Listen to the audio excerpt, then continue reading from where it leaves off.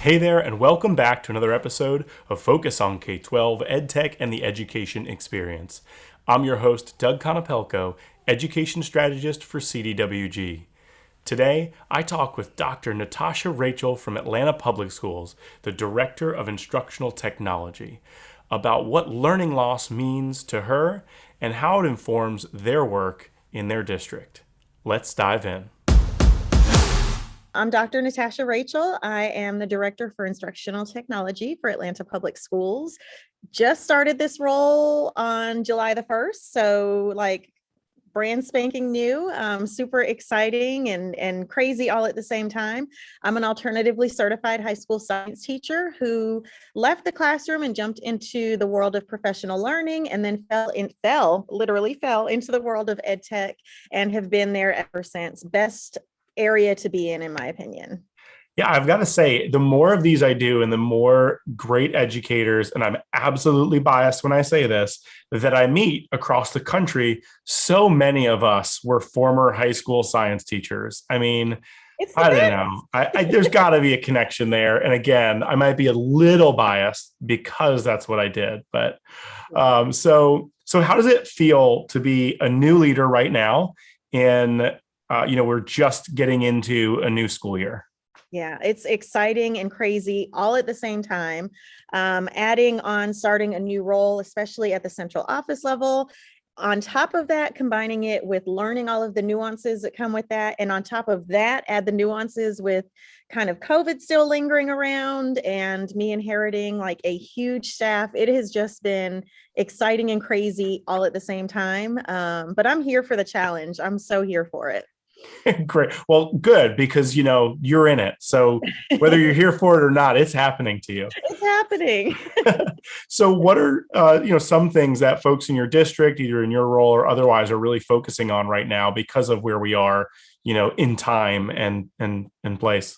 Absolutely. So my department in particular, I have 40 different levels of educational technology specialists that I supervise. In addition, I also have 4 digital learning specialists. So we are definitely focused on the instructional technology. So making sure that teachers and students, media specialists, administrators are really being intentional about using technology with their students. So it's not just about introducing a tech tool. I've talked to so many people in this space over the past year. I think our teachers have the tools. We have been tool heavy for the past 18 months, but now it's time to get really intentional about how our teachers are using those technology tools to really enhance instruction. So that's definitely a focus for us. We also have an amazing partnership that we just kind of launched with Ed Farm, who is kind of like an Apple subsidiary. So that is coming to Atlanta Public Schools. We're excited about that. We are still in the midst of installing our LED touchscreen panels across the district. So making sure that those are rolling out and that teachers are really using those for instruction as well. And then the one thing, I can't believe I didn't say this first, we are finally a one-to-one district. So we have been talking about this for years. When COVID happened, like everybody else, we were disassembling labs and just kind of pushing devices out to as many kids as we could. But through several different partnerships and grants, we are officially a one-to-one district. And so we are in the midst of that distribution right now. And so that is super exciting that all of our students will have access not only to the device, but also to access as well. So that's kind of where our focus is right now. And I'm sure it's just going to evolve and change as the school year rolls on, but we're just super excited to get technology in the hands of all of our kids. Yeah, I think what's so important there too of what you just shared is that all of the work that you were doing before and that your department was doing before, right, is still happening like times 7. And so whenever something new comes along, right, and something new either legislatively or with new leadership or any of those things, which you're going through right now, right? Obviously, education going through a lot of that right now. One of those is like learning loss, right? And so we're having these conversations like we're having today, where you still have to do all of the other things you're doing, but then from a legislative level, from a leadership level, folks are being asked to focus like really hard on learning loss. So I know that some people are a little frustrated at the term because it takes that like deficit perspective, right? Like we didn't lose something we never had and all of these other things out there. But it's definitely at this point, it's like we're in too deep. We're going to have to use the words learning and loss together to continue these conversations. So where do you stand and where is your work impact this and where are all those overlaps? Well, I'm on the side of the coin that hates the term learning loss. I think it just such it, ugh, I think it does such a disservice to the teachers and the administrators and the ed tech specialists that have just been pouring their hearts and souls into teachers and students over the past 18 months.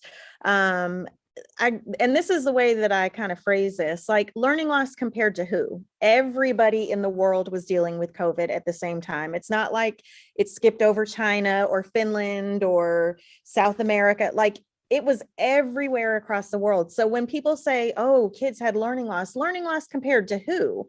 Because if that's the case, everybody suffered learning loss. And we're talking about from pre-K all the way up through higher learning to adult learners in college. And so I just, the term learning loss, I really, really, I'm like, don't say that. We didn't lose learning. But I get why people do put the two words together. I think it just does such a disservice to the effort that was put forward. And our students learn skills that they never would have, and our teachers learn skills that they never would have had to learn had they not been forced, or all of us been forced into the situation of having to go home and not knowing what was going to happen over the past 18 months. Students learned communication skills, all those C's that we talk about, critical thinking skills. I mean, they collaborated in ways that we've never even seen. Their creativity has just been amazing. And we've seen even ed tech companies step up and really make it accessible for teachers and students to be able to engage in the 4 C's. And so I'm excited about what's going to happen now that we're hopefully coming out on the other side of it. Our work was definitely impacted because I think for once in life, everybody saw the importance of what people in the ed tech space, what we do every day. And so it was no longer, my staff walking into staff meetings, and teachers grading papers and like having one ear listening and one ear not listening. It just became a sense of urgency that everybody was being thrown into this space, whether they were ready for it or not. And our team really stepped up to make sure that everybody was good to go. Yeah, I love the way you said that there with, the teachers and the students did so much learning, right? So many skills built, so many new paths forged during this time that to look at it and say, well, you were this far in algebra before and you didn't go any farther. Like that's, it's just one of those things, again, probably just a pet peeve, but that, we really do need to focus on what we gained, right? And what we were able to push forward, what we were able to see that was really important to the learning, and what we were able to kind of throw away, right? Because nobody, well, I shouldn't say nobody, somebody out there was, but almost no one in the education space was like, oh, I wish we would have been able to keep high stakes testing, right? Like there were very few people upset that we didn't have high stakes testing. But, as soon as we said we're going to bring kids back on campus, they were like, we better start it again. Right. So I think that there's those things where, when we think about something like learning loss, when we think about what we've learned over the last year, focusing on like taking a step back and really reflecting before we just say, let's get back there. So what are some things that we can do or you're doing at APS, or more specifically, your instructional tech team that we can all do to be more successful this coming year? Absolutely. I keep saying absolutely. Absolutely. There you go. So the first and foremost, is move forward. Let's move forward. We have done so much learning and collaborating with each other over the past 18 months. Let's take all of that goodness that we've learned and poured into each other, and let's take that to move forward. One of the things that I know a lot of us in this space talk about is let's not go back to normal. And so that's one of the things I'm challenging my team to do, is to really engage with their teachers and students that they see every day. And let's not just forget everything we've done over the past 18 months and go back to the old school paper pencil and that kind of thing. Let's take everything we've learned and let's add to that toolbox for all of our teachers and students and take that to move forward and really make sure that our students are becoming those producers and those creators and not just, sitting and getting the instruction. Let's make sure that this is an opportunity and a time for us to take what we've learned and really incorporate it into instruction every single day. Absolutely. Well put. I threw an absolutely in there because, I feel like that was a good word for this one. So you've been in this space for a while now, right? So you have been in and around the instructional tech, ed tech world, have a lot of these conversations all the time.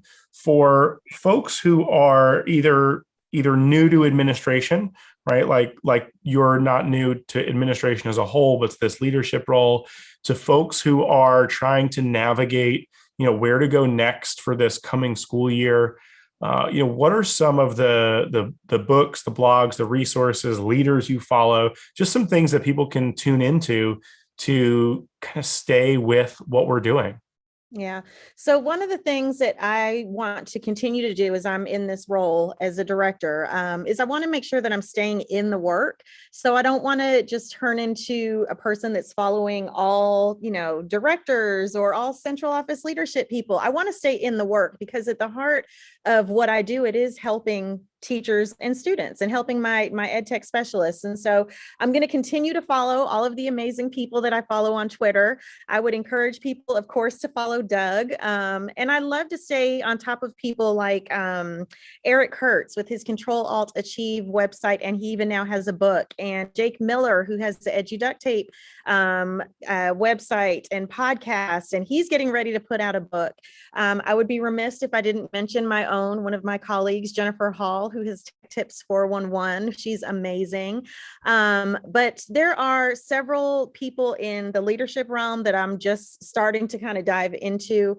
I know that I follow the Learning Council here, and there's just tons that's out there that I'm still, diving into and really becoming familiar with. But I definitely want to make it a point to stay in the work. I think that's what's going to keep me connected and grounded and make sure that I'm staying, on track with what our mission is.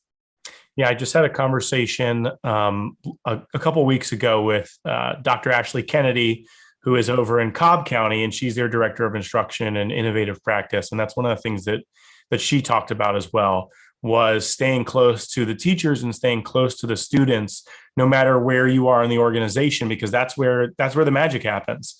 Right. So as you move forward, keeping your eye on the prize there with those students and teachers. And I love, how you mixed up a little bit who you're following and what sort of resources are out there. So thank you for sharing that. Thank you for sharing some time with us today. And we appreciate you sharing your story. Thank you so much. It was a pleasure to be here with you. Thank you.